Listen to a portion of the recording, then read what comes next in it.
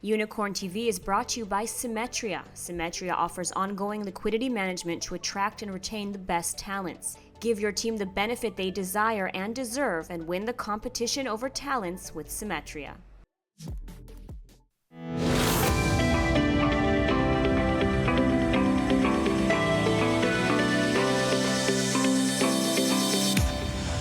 Hi, I'm Ladar Gravey-Lazi. And I'm Ziv Kainan. And welcome to Unicorn TV, where we discuss what's new in the private markets and meet with leading tech companies. Unicorn TV is produced by Symetria, provider of secondary liquidity solutions in partnership with ILTV and Fintech TV broadcasting from the New York Stock Exchange. And before we begin, we'd like to go to New York now to Vince Molinari, founder and host of Fintech TV. Vince, you're joining us from the New York Stock Exchange. We're here in the Startup Nation, an exciting collaboration.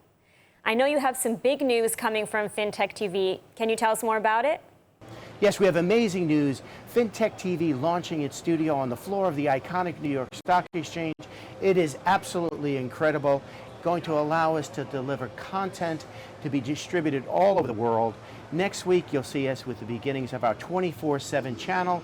We'll integrate our global coverage around the world. And Ziv, we started this journey with you back a couple of years ago in Israel with our content from Tel Aviv. We are thrilled to expand that with you, Unicorn TV, and elevate our brands to the next level. And where can we watch Fintech TV? You can find Fintech TV on fintech.tv, soon to be on several OTT channels. Check back on our website, Fintech TV, for more additional information on that. I understand you'll also be featuring some other international hubs. What can you tell us about that? The New York Stock Exchange will be the epicenter as our hub for our global coverage. We will be adding Abu Dhabi, Europe, the continent of Africa, of course, Tel Aviv, and many others as we go forward to cover digital transformation, the evolution and transformation of capital, and of course, sustainability. Stay tuned. You know, Lidar, we started this journey about 3 years ago. I started reading executives from top unicorn companies and just interviewed them from my seat at my desk through Zoom. And we aired them on Fintech TV. Since then, the ecosystems of unicorn company has grown so much in Israel. And we wanted to bring their story. We also wanted to bring the story of the private markets, the participants in those markets, and the technology provider like Symetria that is working in those markets. So I'm really excited about this show that is starting today together with Vince, which is airing out of the New York Stock Exchange. All right, well, thank you, Vince, and thank you, Ziv, and we are excited for this new opportunity. And now, stay tuned, because coming up on today's show. How is one Israeli company revolutionizing sensor technology, and what this means for you? And we'll take a closer look at the digital securities market and offer some tips on how to communicate with regulators.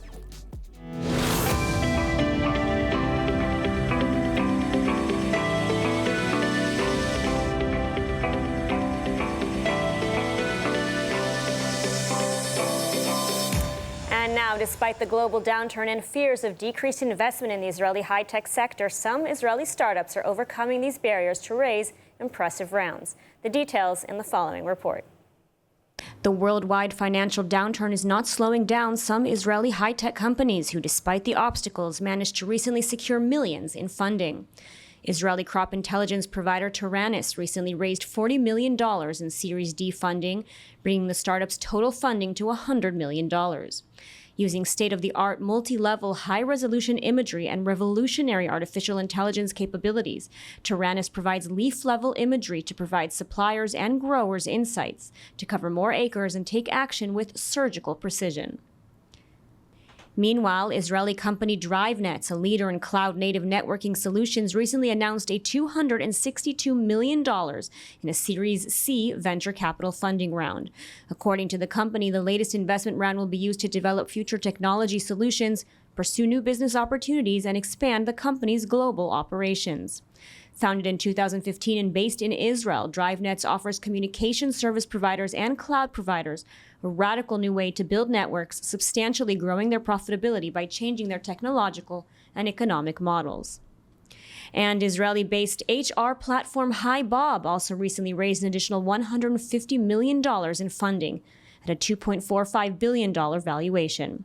HiBob's platform used by over 2,500 international companies for their human resources needs, including hiring and retaining talent. And these are just some of the Israeli startups making an impact, proving that the Israeli tech ecosystem is still continuing to prosper. Vayyar Imaging was founded with a vision to develop a more effective way of screening for early-stage breast cancer. Fast forward 10 years, and the company's 4D imaging solutions have expanded into the automotive, retail, public safety, senior care, and other industries. What's more, the company has recently completed a round of fundraising, taking its valuation to above $1 billion. Joining us now with more is Guy Megel, Vice President and Head of the Home Business at Vayyar. Thanks for joining us. Thank you. So can you tell us a little bit about the background of the company and the sensor technology that you've developed? Yeah, so Vayyar has developed a high-end, low-cost radar that allows you to do things that in the past was not ever possible to do. This radar today is used in different types of industries. There is the automotive industries, solutions such as letting you know that you left someone at the car, a child, for example. There is the home industry that is finding a person that fell and calling for alert, and also monitoring the different patterns of behavior of this patient, and allow you to recognize early stages of deterioration and changes in his condition. So there are other types of solutions as well for the retail. This is actually a radar, right? Like Yeah. This is a chip that has a radar within? Yeah, a very small radar that works on frequencies that above the Wi-Fi frequencies, but much less intense than the Wi-Fi frequencies. So you have about 72 transmitters and receivers that allows you to see very high resolution picture of an image of a target that you would identify. Yeah, the difference between an optical solution to a radar is that, you know, optical solutions are often limited. There's also some privacy issues with them. It's much more comfortable to have a radar, you know, within your car or within your house that cannot actually recognize people, but can give you like the right indication, right? Yeah, we really believe in keeping you safe, but also private, not getting into, you know, hackers that can know things about you and so on. So you have an image of like a cloud image of a target, and then we analyze that with machine learning and AI to allow us to do layers of algorithms and layers of different features that we provide our partners, and they do usually the entire application. So you guys, you raised $108 million, right? Is that right? Yeah, this is correct. Yeah, and I look upon the names, you know, all the big investor battery ventures were there, Cork, and also some unusual names like GLY, which is the producer of Geely, the Chinese car manufacturer. Can you tell us a little bit more about that? Well, we've been the Chinese and Eastern market was very much interested in the things that we do. We started both in home there and automotive, and we have many partners, and also we have funds that join to try to push that. And I think that what maybe even drove that is the joint venture that we have with Hire. We have a daughter company that half belongs to Vayyar and half belongs to Hire. And this will allow us to connect into many of the appliances at the home and make you safe in your house. Okay, and what about your original mission to screen for, early stage breast cancer? What developments have you made there? So that's still the vision. So it's a long process because you have to go through, it's a PMA. It's like start with a research proving the efficacy and so on. It might take up to 15 years to bring this product to the market. So we have challenges every day, and we continue and move ahead with the clinical studies. In the meanwhile, we thought that we could do business with other things that could help humanity as well, not only breast cancer. This is what I like, by the way, about this company. You know, that it helps elderly. You know, it helps. You know, automotive, child safety. Yeah, exactly. All the right things. And are there any sort of other industries that you're looking to expand into in the future? Well, the thing that we're looking into now is also homeland security. We have the capability of seeing everything under the clothes, if we want, and to bring very high resolution pictures with an array of sensors. So that's one type of venture that we're doing now, and also retail. We can help both managing, helping green environment, managing the different types of appliances, closing them when you're getting out, and so on, and also other types of ways to make things more efficient. All right, Guy Megal from Vayyar, thank you so much for taking the time to speak with us today. Thank you very much. Back with our next segment, brought to you in collaboration with the Elephant Group. This week, we're looking into Trax, a developer of an image recognition platform designed to deliver accurate and reliable performance analysis for consumer goods companies.